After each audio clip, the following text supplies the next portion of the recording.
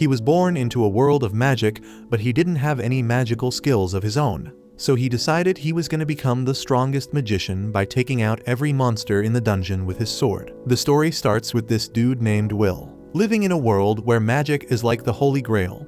But damn, my man got the short end of the stick because he ain't got no magical talent. Still, they enroll his ass in one of the fancy-ass academies. But the problem is, how the hell is a dude with zero magic gonna make it in a university like this? He decides to tackle this problem by perfecting his skills with the sword and heads off to high-level dungeons, regularly scraping with giant beasts shooting magic spells at him, which he dodges and uses his incredible speed and skills with his sword to utterly stunt on the monster and slice it in half with a single slash. That was just a warm-up, though, as he realizes he's gotta handle a bunch more of these creatures if he wants to make it out of that dungeon alive. But that ain't no biggie for him because he's done it plenty of times before. The next morning, he drags his tired ass to class, where a professor named Edward teaching them about the basics of alchemy and how to produce sulfur, which helps in the creation of explosives. Edward notices Will nodding off in the back, so he calls his name, but unaware, Will keeps snoring till Edward shouts his damn name. Will jumps up all surprised and shit.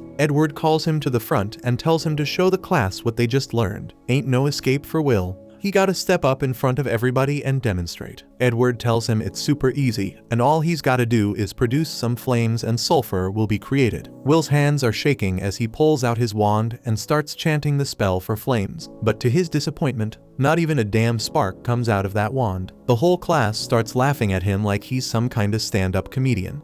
But the teacher shuts them up real quick.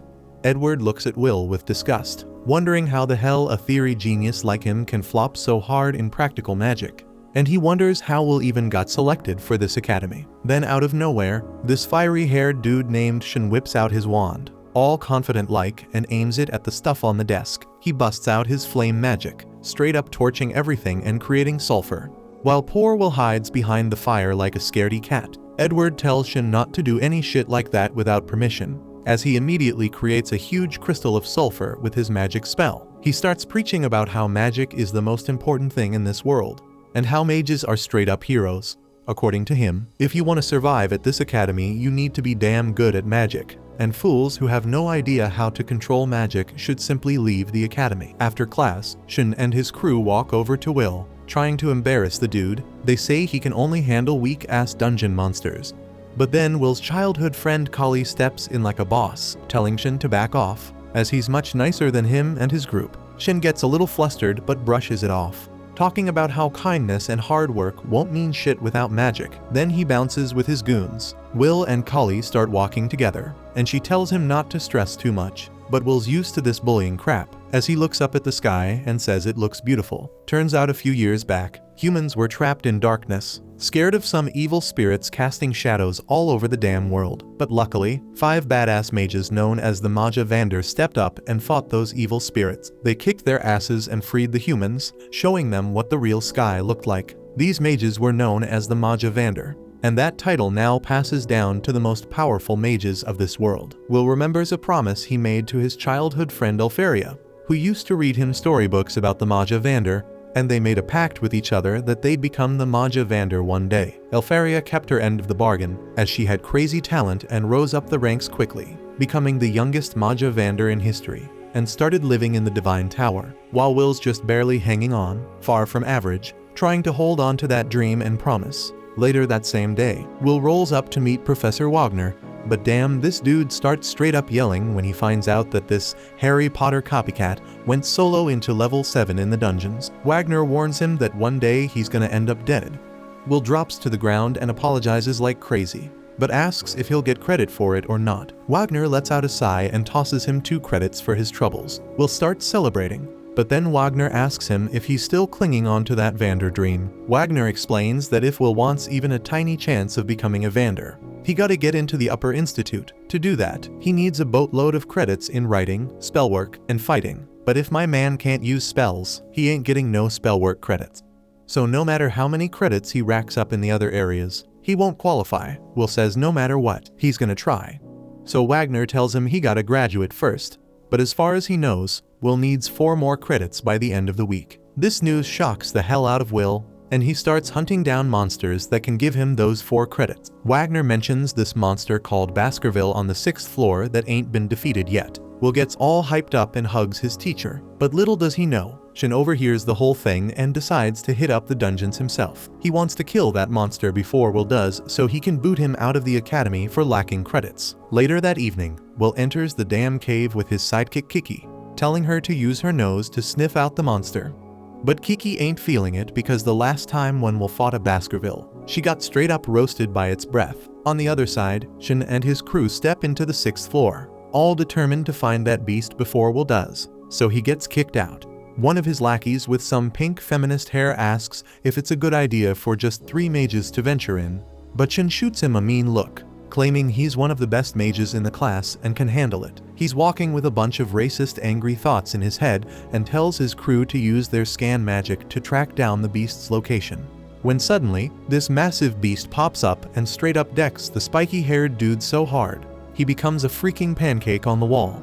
Shin's in disbelief, frozen in place, while the feminist starts shrieking like a banshee out of sheer terror. Will hears the screams and springs into action, hauling ass towards the noise because he's worried someone's getting messed up. He turns a corner and spots Shin on the ground, blasting fire at the monster. But this creature ain't phased one bit. Will recognizes it as the evil sentinel, a super tough monster worth 10 credit scores. He wonders what the hell it's doing in this dungeon level. He realizes that Shin's magic ain't jack against this beast. It just brushes off those flame blasts and keeps coming for the scared shitless boy. Will considers helping him out, but then he remembers all the times this jerk mocked him for no reason. That makes him want to shut his eyes and pretend he didn't see a thing. But then he thinks about Alfaria, who always said he was the kindest person she knew. She even gave him a pair of glasses as a gift. That reminder brings him back to his true self, and he puts on the glasses just as the monster raises its weapon to finish off that cocky brat once and for all. Will blocks the monster's attack just in time, pushing it away and saving Shin's sorry ass. Meanwhile, back at the academy, Edward barges into Wagner's room and demands that he send his familiar straight into the dungeons. Turns out, Shin and his lackey snuck into the 6th floor without permission. Wagner realizes what's going down but tells Edward not to sweat it, because Will's on that same floor too. Back in the damn dungeon, Will keeps going head to head with the monster, blocking its attacks, dodging like a boss, and slicing off a finger with a swift slash to its arm. The monster gets all pissed off and tries to strike back, but Will's moving through the air like a freaking eagle, dodging that shit. Finally, the monster manages to land a hit on Will, but my man blocks it with his sword. He gets blasted back, and the monster starts chucking rocks at him, but Will slices right through them like it's nothing. He's jumping all around that monster, landing on its back and straight up stabbing it through the neck. The monster starts flailing around while Shin's jaw is on the damn floor witnessing Will's skills. Meanwhile, back at the academy, Edward is also losing his mind seeing this. While Wagner says Will is an outcast because he ain't got magic, but his strength is superhuman for a mage. Dude's tough as hell like a dwarf, and his brain's so damn sharp. He can learn an attack pattern just by glancing at someone. They watch as Will chops off the monster's arm like it's nothing, then casually strolls over to this giant-ass sword on the ground. Will effortlessly picks up that beast of a blade, and Wagner tells Edward that in a world full of magic and wizards, Will's the only damn warrior. The monster shoots an energy beam from its mouth, but Will blocks it with the giant sword, then slashes the hell out of that monster, slicing it up into tiny pieces that drop to the ground lifeless. Will walks over and helps Shin up, and the dude's still in shock. Edward's mind is blown, and he's yelling at Wagner, saying a person without magic can never surpass a magician. Then he storms out of the room all pissed off. Wagner knows Edward's hella mad right now, but he also knows that Will's story is going to become a freaking legend, as he will turn the whole damn world upside down by making Wistoria the only place where a wand and a sword meet. 5 years back, Willie was the ultimate joke at that whole school due to his lack of magic, and apparently the only reason they even let his sorry ass enroll in this school was because he was tight with Alfaria. But once she became the Maja Vander, the school didn't need to fake being nice to him anymore. Willie had to put up with all that shade, but it didn't stop him from hustling hard to graduate no matter what. Wagner rolled with Willie to see the headmistress, and no doubt she had her doubts about whether Willie had what it takes for this school. But once she hands him a sword and puts him to the test, Willie straight up counters every single one of her fire spells in a split second. She's blown away and says Willie can stay in the school. Wagner's hella surprised because he didn't think it would be so damn easy to convince her. Willie ain't got no magic, but the headmistress thinks it'll be a blast having someone like Willy around. Willy asks the headmistress if he can roll with Overpowered again if he gets strong enough, and she tells him straight up he's gotta grind like crazy and not let any challenges shake him. But even then, there ain't no guarantees. But as Willy bounces, she drops a line about being excited to see what he can pull off. Fast forward to now, Willy's chilling in Wagner's class while he schools everyone on the Tower of Magic. Climbing that tower means moving up to the upper institute and reaching the top floor to become a Mage Vander. Right now, there are two ways to become a Mage Vander. Either come up with some new mind-blowing magic or rack up over 7,000 credits in this school. But let's keep it real, creating new magic is hella rare. So most students focus on earning credits.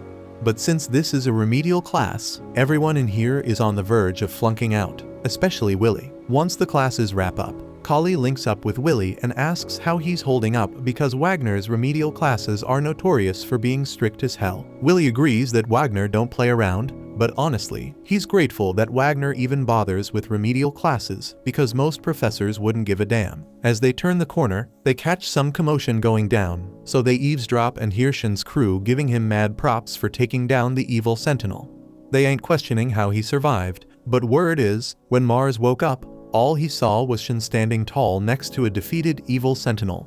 That means Shin must have straight up whooped its ass. Everybody is thinking Shin's the bomb for taking down that mega powerful evil sentinel. But deep down, Shin knows he's fronting because it was actually Willy who wrecked that monster. Just when Shin spots Willy strolling by, he takes that as a personal insult. So he marches up to Willy and starts throwing hands, trying to start a fight all over again. But now it's way harder for Shin to see Willy as some weakling because he knows Willy could straight up knock him out with one hit.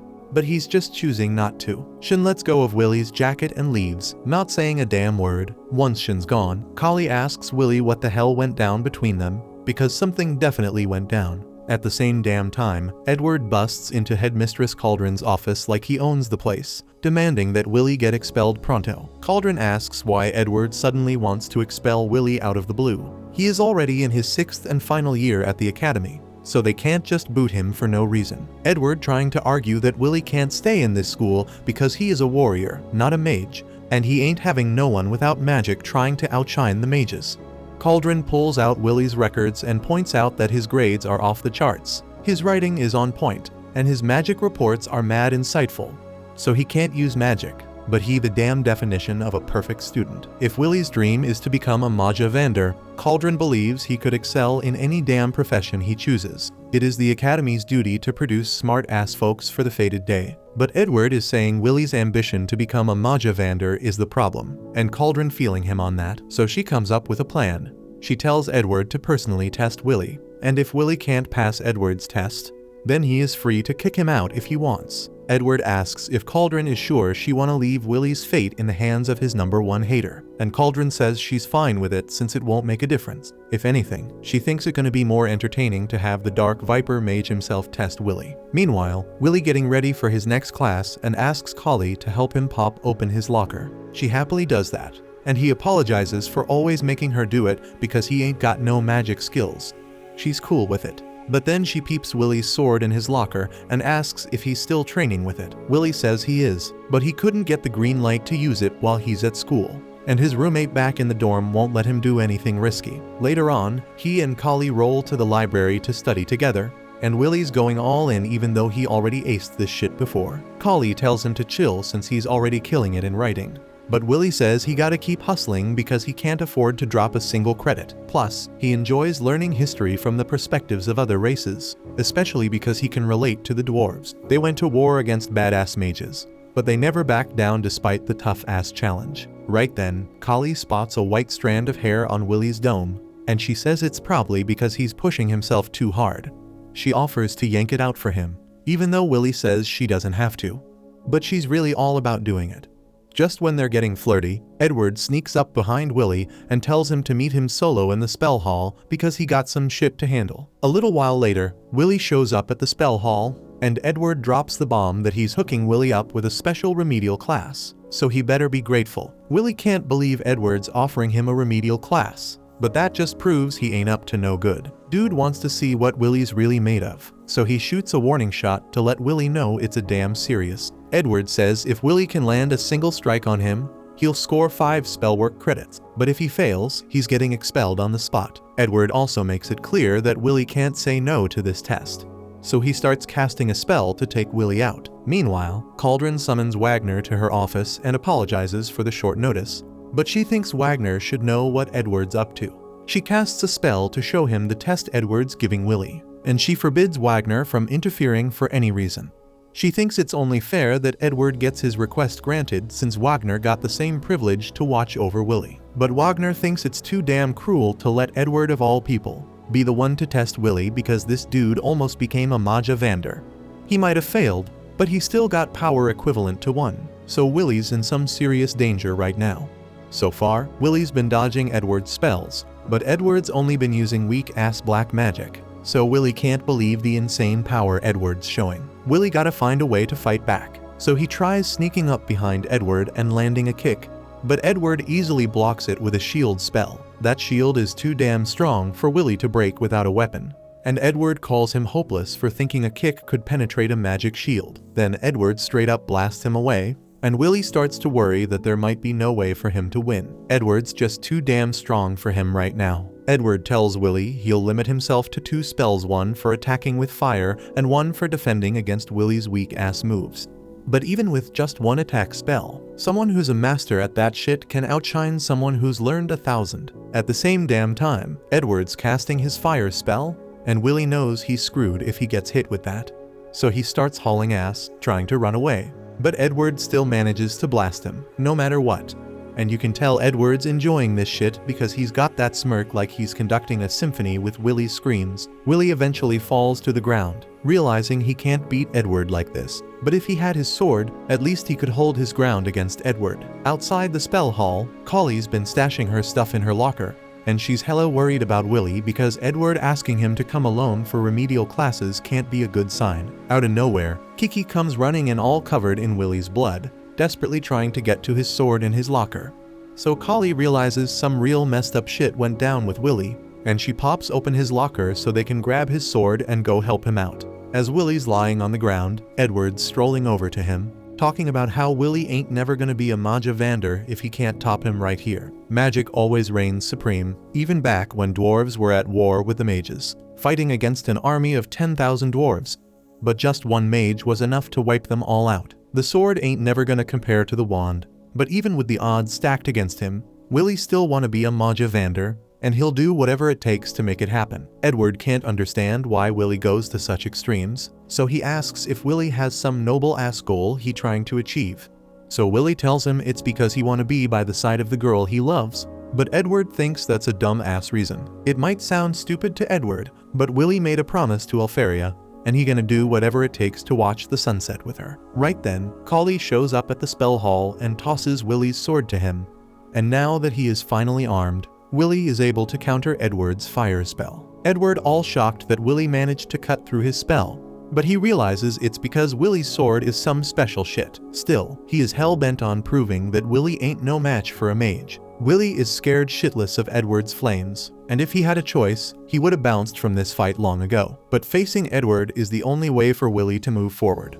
So he charges at Edward, dodging all his attacks, and now that he is close enough, he slices through Edward's barrier and scratches his cheek. Edward gotta admit that Willy passed the damn test, so he gives him his 5 credits and walks off. Willy collapses on the ground from exhaustion, and Collie runs up to congratulate him on his win, but he straight up passes out. Cauldron praised Willy's performance, and the analyzer Wagner said his strategy of diving into the attack to close the distance and attack from the blind spot was straight up brilliant. And what's even more impressive is that his sword strike was strong enough to break through Edward's shield. So maybe Willy has what it takes to be a Mage Vander after all. Willy starts reminiscing about the time Alferia took off for the tower. Before she left, he promised her he'd climb that tower one day, even if he couldn't use magic. He swore he'd find a way to be with her, and when he did they'd watch the sunset together. He made her that promise, and she replied with teary eyes and a smile, saying she'd always wait for him. Then she left, and Willy couldn't hold back his tears. He tells Professor Wagner, who's standing behind him,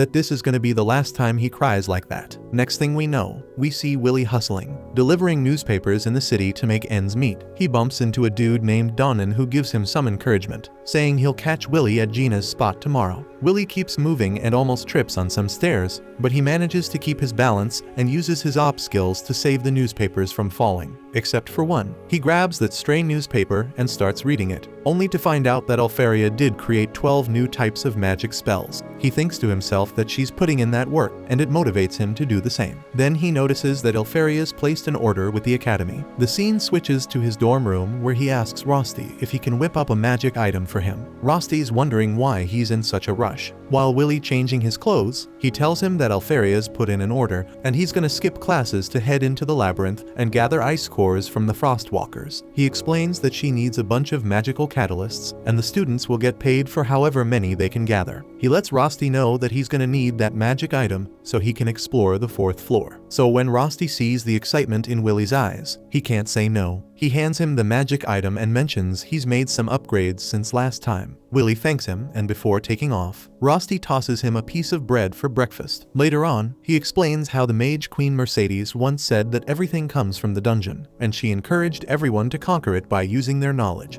So we got Willie making his way to the 4th floor of the dungeon, and he peeps a bunch of students going at it with the Frostwalkers. He figures it's all because of Alfaria's orders, and he's impressed by how she can rally so many folks with just one command. He spots Shin in the mix too, blasting the Frostwalkers with his fire spells. Shin's thinking these small-time enemies ain't gonna make him stronger, and he remembers how strong Willie was when he took on the Sentinel. Willie can sense Shin's power and his thirst for blood, and he knows he won't be able to score any Frostwalkers in this spot. So he keeps going deeper into the dungeon and comes across some monsters attacking a female student. He swoops in and takes them out in a flash. So quick the girl can't even process what went down. She finally notices Willie and realizes what she saw wasn't magic, it was some badass swordplay. Willie checks if she's alright, and she nervously says she's good. She thanks him for saving her, and he introduces himself. The girl introduces herself as Iris Churchill, a 4th-year student. Then the scene switches to Professor Wagner teaching a class at the academy, and we see a bunch of students skipping out because of Alfaria's orders. He tells the students that in this world, creating new magic is such a huge accomplishment that it lets the creator advance to the tower without any conditions. He explains that new magic often gets named after its creator, like the spell Dax Darbicans named after the ancient Mage Darbicans. He tells the students that if they can create new magic, they'll leave their mark in history. The students think it sounds easy, but they know it ain't that simple. Rose brings up the news they read earlier about Alfaria creating 12 new spells, saying it must be mind-blowing. The professor says it's an unprecedented achievement that nobody else has done, and Alfaria might just be the greatest mage in the history of the damn world because of it. The whole class starts wondering if this means ice magic is the top dog now, and they start thinking about joining the ice faction. Collie thinks Willie's childhood friend is amazing, and the whole academy's buzzing because of her, and Rose can't help but wonder if she's feeling jealous of Alfaria, because she's afraid Willie might be taken away by her. Collie gets all worked up hearing that, and the professor gives them a scolding for causing a commotion. Collie starts wondering if Willie went to the dungeon today just for Alfaria's sake. Meanwhile, back in the dungeon, Iris realizes that Willie's the bookworm with no magical skills she's heard about. Willie feels a bit offended by that, and he learns that Iris is a 4th-year student. He starts thinking if his lack of magic talent bothers her, but she tells him without a care that she can't look down on her savior. She says he might not be able to use magic, but he's got his own talent, and she respects that. Willie's confused by her laid-back attitude towards him, and he wonders if she's here because of Alfaria's orders too. Iris confirms it, and says she wants to help out Maja Vander and do her part in holding up the sky. Willie explains that what Iris said ain't no exaggeration. He goes on to say that the folks in this world have never seen the real sky. The sky they see now is a massive barrier put up by the Maja Vander with their powerful magic. Legend has it that if the barrier falls, darkness will swallow the world, and a catastrophe will begin. The students ain't just clearing orders from the tower because they admire the Maja Vander, they believe they're doing their part in holding up the sky. Then Iris tells him she's actually met Alfaria. She explains it happened when she was all alone in the dungeon, surrounded by monsters. Willie wonders if she's got a habit of getting surrounded by monsters. Iris says back then she was in a dire situation and had accepted her grim fate. But then Alfaria freezes all the monsters in an instant, helps her up, and tells her to be careful next time. Iris gets all excited remembering that, and she mentions with sparkling eyes that they had a long chat after that. That's when Kiki notices something, and Willy goes to check it out while Iris keeps rambling. She mentions she wants to help Overpowered, but she ain't found a single Frost Walker. She thinks maybe the other students already took them all down. Her searching ability ain't finding nothing either, so she asks Willy what he's up to. Willy tells Iris that Frost Walkers leave behind ice shards on their tracks. But usually, those shards are like 0.5 to 1 mm in size. But my man notices a shard that's twice as big. He figures there's a massive Frost Walker up ahead, and maybe in a spot her searching ability can't reach. Iris is wondering how the hell Willy knows all this when he can't even use magic, and Willy tells her magic is cool and all, but it ain't everything, especially in a dungeon. He says he can make up for his lack of magic with his experience and wisdom. Then he gets his magic item ready to go. But suddenly Willy peeps that the Frost Walker is chilling on the freaking ceiling, and my man saves Iris when it tries to attack them. Turns out, this ain't just any Frost Walker, it's a Frost Rex, and Iris breaks it down for us, saying these beasts are like advanced versions of Frost Walkers. The monster starts roaring at them, and Iris lets it slip that this bad boy is worth 6 credits, and it's the boss of the floor they are on. So this monster starts throwing beams at them. But Willy is dodging them like a boss, with Iris right beside him. Then he puts Iris down and tries to go head to head with the Frost Rex. But Iris stops him and says physical attacks don't work on that monster. She spills that this monster is also known as a dwarf killer, and it can freeze your ass with just one touch. But Willy, all confident and shit, tells her not to worry because he's beating this thing plenty of times before. The monster tries another beam attack, but Willy is dodging that shit too, and he slips under the monster. This beast can't find him, so it starts attacking all over the place, and we see Iris and Kiki are dodging its wild swings. Meanwhile, Willy's magic item is sticking to the monster, and he uses the wire tied to it to wrap the thing up,